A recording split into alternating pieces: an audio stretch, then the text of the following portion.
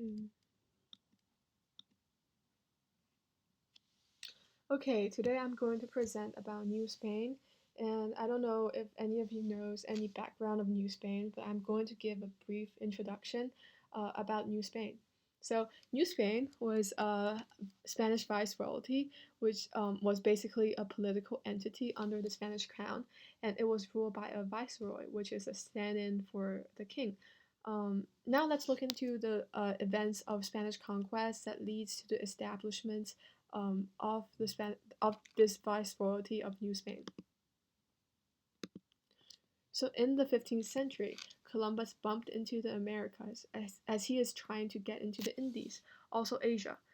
Decades later, Hernando Cortez um, heard the tales of gold and left Cuba, illegally making his way to the inland through the Gulf of Veracruz, which is also the Gulf Coast of Mexico. In 1521, the Aztecs were defeated by the Spaniards, and we have the beginning of New Spain.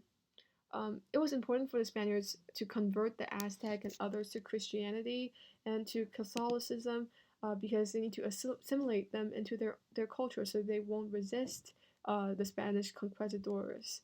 Um, so the Spanish also imposed political orders and employed the encomienda system to take control of the natural resources of the American continent. So New Spain or the Spanish colonies eventually became a source of traded good as well as a stopover avenue to trade with Asia. Because of the global exchange of good and ideas, art from this period bears influence from amalgamation of cultures and traditions. So, beginning in the 15th century, the Catholic monarchs of Spain defeated Islamic forces, emboldening Spain to search for gold, glory, and other riches in the undeveloped part of the world. This also fueled the Great Exploration. Uh, the population of the native people in the New World was decimated by newly introduced diseases from Europe and by war with the Spanish conquerors. The Spanish artistic styles and religious belief had a huge impact on the art and religion of the New World. So actually, New Spain was it was like an intermix of many cultures, as we can see in the art that I'm going to introduce later. So in terms of artwork produced in the Spanish colonies, as I mentioned previously, the New Spain was a stop point for trade ship. So artwork in New Spain reflects elements of both native and European artistry, with some influence in artistic materials coming from Asia. In addition to trade, colonization began when the Renaissance was still occurring in Europe, but with the end of the Renaissance and the emergence of Baroque art, many of the Baroque trend carried over to the artwork of New Spain. So in some of the artwork from New Spain, you can spot several Renaissance Mannerist style and Baroque style.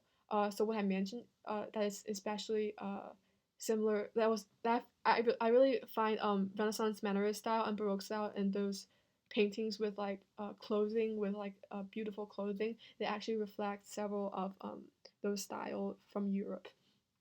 So during the Spanish colonization, there were several schools of thought that have their varying degree of influence in art and was produced in the region. I had so We had the the Cusco school, which is that Spanish teachers instruct the Quiquin and the Mestizo artist to paint in European style. In those older styles, we can see many twisted perspective, hierarchy of scale, and these other arts that design elements that are fairly common in the ancient world of West.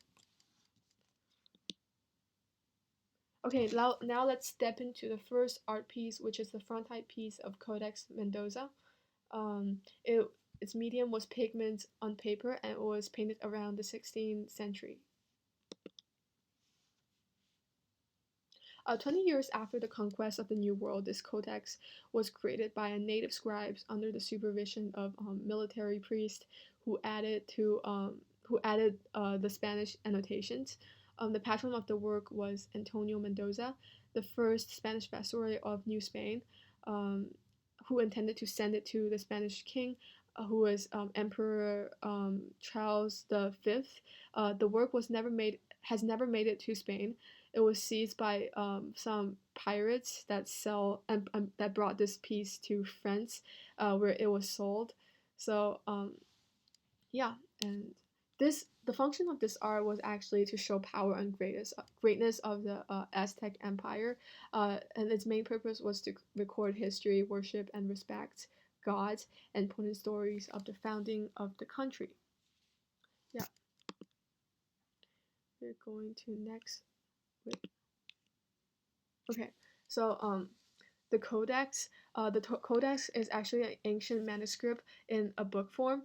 And as you can see, a scene is depicting information about the Aztec capital.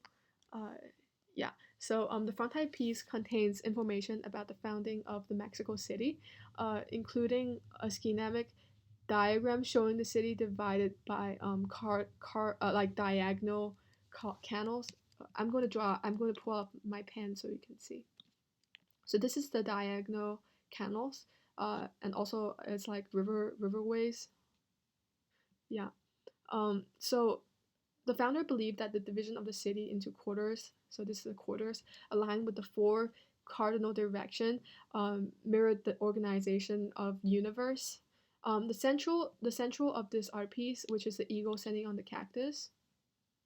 Um, it was like it was like uh, it was like about an Aztec myth in which the patron god instructed the founder to look for an eagle on top of a cactus growing from a rock. Since the sign was observed in the middle of the lake Texcoco, the city was built in an island in the middle of the lake. Yeah. So below the cactus is a shell that indicates that the area had to be conquired.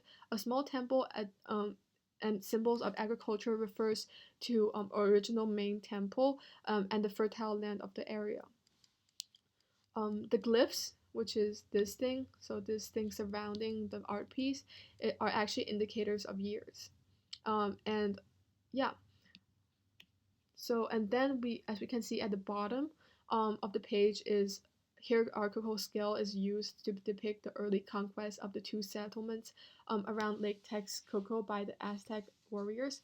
So there is some artistic elements that are shown in this piece of at the bottom, which is that the Aztec warriors are so much more bigger than the Tenuyuca. I think that's how it's called, and Cohuacan warriors. So this part of the scene actually symbolized the founding of Mexico City. So in which the founding was actually based on the conquest of the two neighboring culture. Oh, okay. So next up, we have the Virgin of Guadalupe, um, and the creator was Miguel Gonzalez, and it was created in 1698. And the main medium of this art piece is oil on canvas on wood, inlaid with mother of pearl.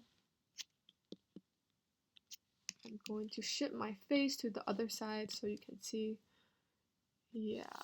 Okay, so this work was made by one of the best known painters of enconchados, so which is shell inlay paintings. The technique used for this work was influenced by a large number of decorative goods entering Mexico from East Asia. The shell inlay provided the luminescence, so it's like the glowing feeling that could not be created with paint. The subject is the Virgin of Guadalupe with the symbol of Mexico. I'm going to pull up the pen again so you can see it, which is below the Virgin, an eagle on the top of a cactus below her. So the image is derived from a local legend in which Mary revealed herself to a native, to a native which is called Juan Diego in the 5031. She saw her 3 times in the ring of fire. And when he told his story to the local bishop, the image became popular among native population. So usually, the cloak of Mary is blue, which symbolizes wisdom and all sort of things. But in this particular case, the artist used shell inlay to enhance the divinity of the Virgin. So as you can see, this piece depict the Guadalupe events, the Virgin events, in 4 roundels, which is wait, I can't find here, and here. So so Mary was said to have been appeared on the sacred hill containing the shrine of Aztec goddess, and told a convert named Juan Diego to tell an archbishop to build a sanctuary on it. Mary made the hilltop bloom in flowers, and Diego brought the flowers to Archbishop, and his tunic revealed the virgin image in the center. So this is actually like a narrative form, sort of narrative form, as think. I think so because they present this in 4 pictures over here. So the function of this art piece, I'm going to shift my face again. Okay, so the function of this art piece is actually a tribute to Mary and show her as divine. Another function of this art is to show how successful the Spanish conquerors had done on New Spain. So missionaries are actually extremely effective in New Spain, whose inhabitants accepted the new religion fairly quickly. The Virgin of Guadalupe would become the patroness of New Spain and Mexico's most sacred symbol. This piece of art was made to be sent to Spain to display the progress Spain has made on the Americas. So as you can see, it's very successful because people accept this fairly quickly. So the devotion, the context is like devotion to Virgin of Guadalupe increased dramatically in Mexico during the 17th century, which a publication of books printed in her honor and great support from the Creole population. The Virgin of Guadalupe demonstrate how Aztecs assimilate Catholicism. Here's like a little interpretation. So the religion of their conquerors into their own belief. Their goddess turned into Virgin Mary, but she was Mary in a mixed racial heritage who also appeared to speak in Nahuatl, which is their language. By envisioning Mary in this way, the Aztec people made her their own goddess. So although the Aztec incorporated Catholicism in their lives, they gave their own characteristic and meaning to Catholic symbols and figures. Catholicism in New Spain was not purely European, but rather a combination of European Catholicism and elements of local population's identity. So in later art, you can see that they have incorporated more of their own things into the European style, which I really like because I think it is really important to preserve their culture too. Wait. Next page. Okay. Wait. So next we have Angel with arquebus. This the median is actually oil on canvas. Oh, on canvas, and it was painted around the 17th century.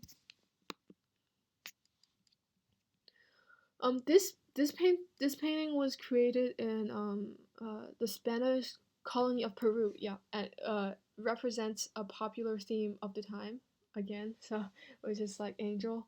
The Council of Trent forbade angelic depiction except for those of Michael, Gabriel, and I think Raphael. But this ban was not enforced in New Spain because it was really far away and people just don't really care about this rule. And this angel was named Aso Temur Dei, which is fears of God. Image like this one combines celestial, military, and also aristocratic symbols to create a being that represent the triumph of Catholicism over native religion of the New World. The gun in the picture, which is the thing here, picture is actually like really revered by native people because they think the guns are actually kind of a divine thing. So the armed angel actually represents the Catholic Church view of itself during the Counter-Reformation as soldiers of God and protectors of faithful Catholics. The ornate clothing and feathered hat are actually indicating the dress of native aristocrats prior to the colonization. Feathers had always been preserved for the nobility, and it was used during the religious ritual. So it was actually a really high status. It just gives you a feeling that the angel is in a really high position. So this painting actually also reveals some of the Mannerist and Baroque influence, because of its dramatic clothes and its kind of dramatic coloring. So yeah, and next. So the function of this art, as I mentioned, represent Catholic Church view of itself, which is soldier and faithful soldiers of the gods. So the image of this angel of the angel like this are meant to take place of native deities of the religions, helping to fill the voids created by a monotheistic theistic religion. So depiction of so this piece of art shows a meddling of Spanish and indigenous cultures. The European gold clothes display the angel's nobility, since the Spanish traditions, only nobles and kings could wear gold. The feather also referenced the Bible's depiction of angels as winged creatures, yet the feather also marked the high status and the in indigenous culture. In addition, the Incans believed in winged creature that act as the servants of Incan creator god, or probably the figure is the Incan god of Thunder himself. So this actually shows again that how native actually switched their mindset and just made European god one of their own. So they actually incorporate European they actually incorporate other people's religions and make them their own, which is very interesting. Okay, and then we have the portrait of Sor Juana Inés de la Cruz. So this was paint. The artist was Miguel Cabrera, and this artwork was painted during the Enlightenment or Neoclassical period, and yeah, and the medium was oil on canvas. So let's move into Sor Juana. So this is one of the many portraits that were painted for a self-portrait and was purchased by Juana's admirers after her death. So in the art piece, Sor Juana looks competent as a learned woman surrounded by a vast library of books, especially titles by one Athanasius Kirchner, which is a man of science that she seriously respected. There was a set of quills.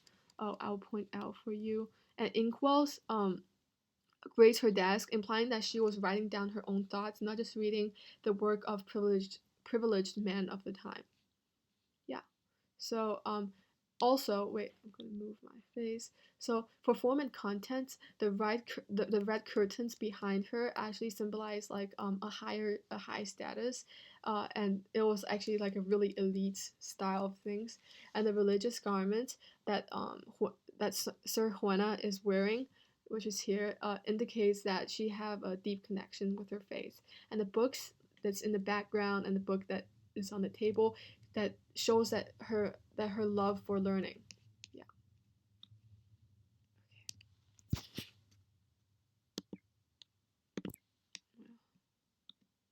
Okay. So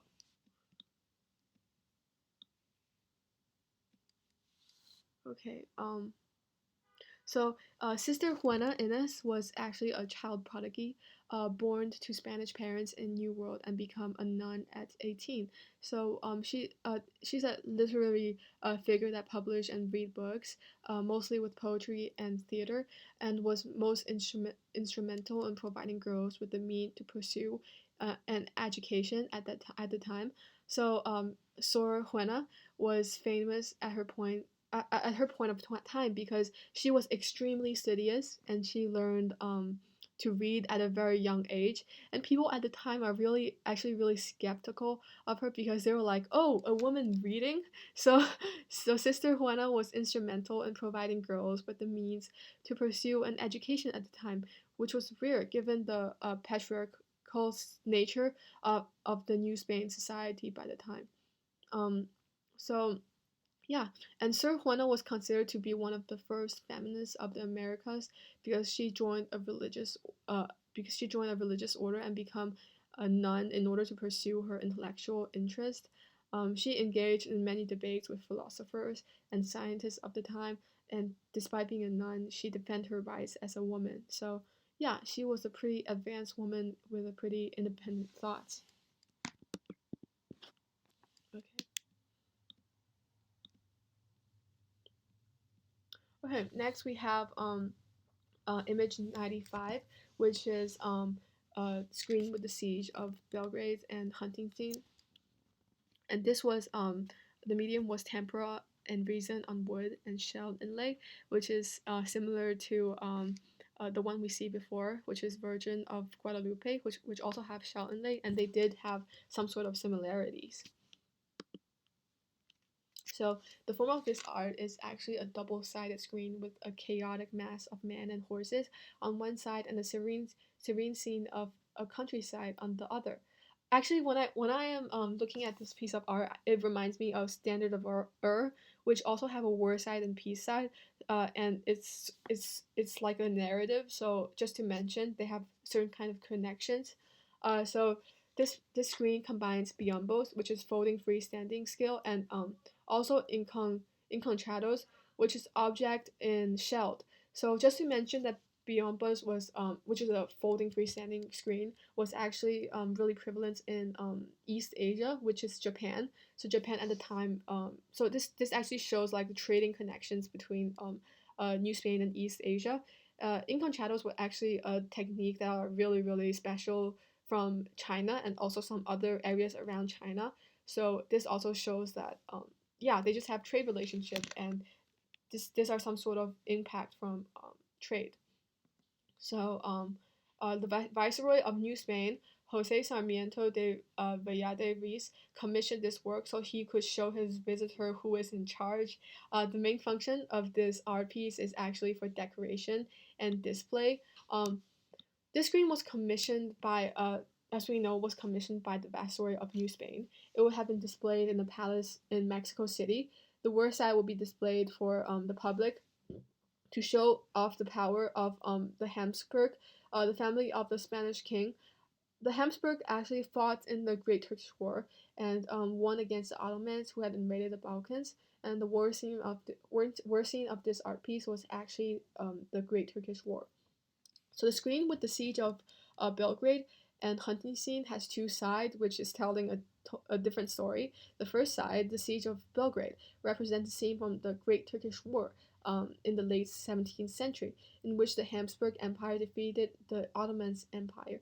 This Habsburg victory happened not long before this piece of art was commissioned. The screen was based on a Dutch print that portrayed the same scene. On the other side of the Biombo illustrate a delicate and serene hunting scene with beautiful landscape and lavish decorative flowers that appeared almost woven.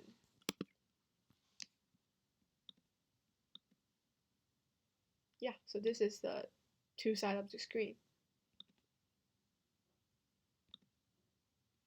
The last image we have is Spaniards and Indian produce a mestizo. Uh, this is a cast painting, and I'll introduce this a little bit later. The medium of this work is oil on canvas, and it was produced in Mexico, and the date was 1715.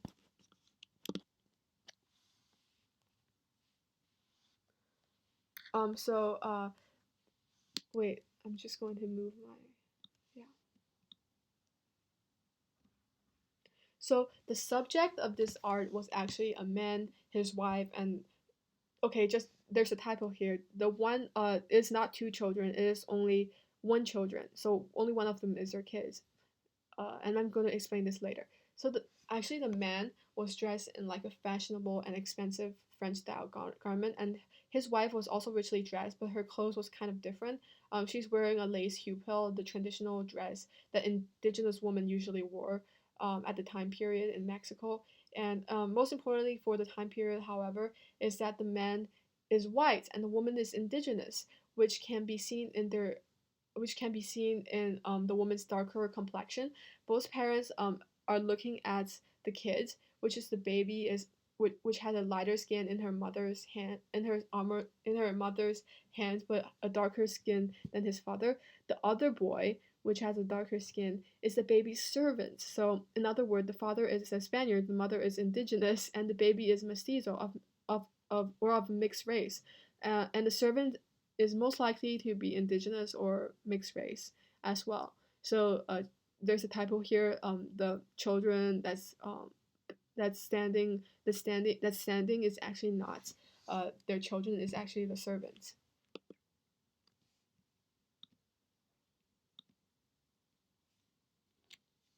Okay, so paintings such as this were known as caste paintings, and that attempt to show like what was so painting like this was actually caste paintings, an attempt to show the unique inter interethnic mixing that was common in New Spain. The subject was modeled in depictions of Mary, Joseph, and Jesus, but shows a native woman with a Spanish man and their offspring, which is known as mestizo. The implication from this painting, such as this, is that those with more European blood are closer to the top social hierarchy, with pure blooded Spaniards at top. Many of these paintings were commissioned by elites who viewed this inter-ethnic mixing as alarming and undesirable.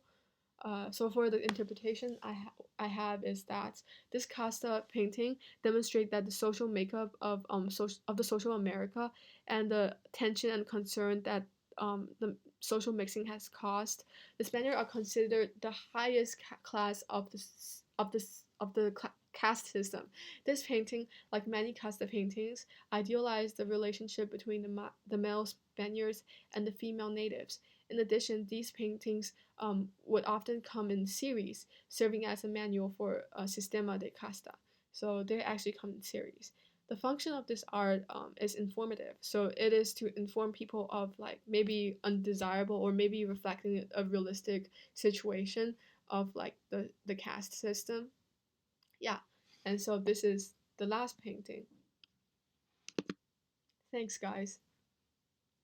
And this concludes my presentation. Thank you for hearing.